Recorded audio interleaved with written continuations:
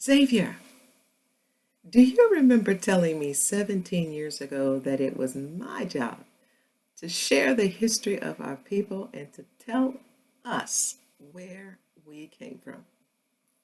Do you remember that? I'll never forget it. It only took 17 years, but I finally got around to getting you the information that I know you wanted to have.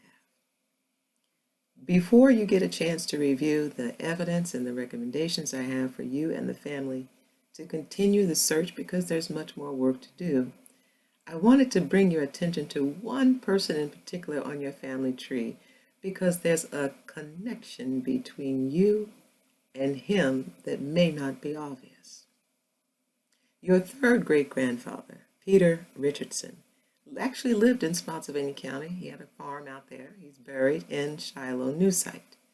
When the Civil War rolled through here, Peter found his way to Tennessee. He didn't get on a train. He didn't catch an airplane or a bus.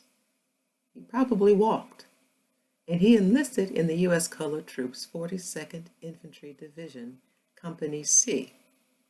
His job was to make sure that the Confederates did not come back to Nashville.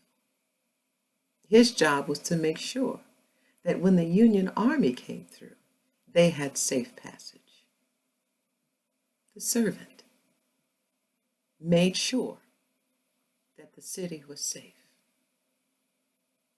He did so well in the service that he was promoted to sergeant by the time he got out. Leader, the servant leader. So here's the twist. Peter was free before the Civil War even came to be. He technically didn't have a dog in the fight. So what does that say about Peter, who had theoretically made it to freedom? That the conflict between his freedom and the shackles and manacles that surrounded him didn't seem quite right to him.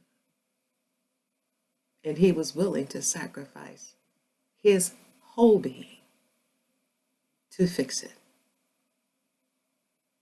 No, Zave. The things that drive us aren't necessarily our own.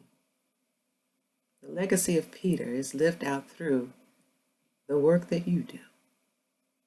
And future generations will look back and they'll point to you, the third great grandfather, and say, that's where I got it from.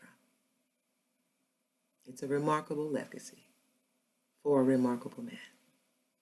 I love you, Zay, and I thank you, I honor, and I celebrate you with the rest of the city of Fredericksburg.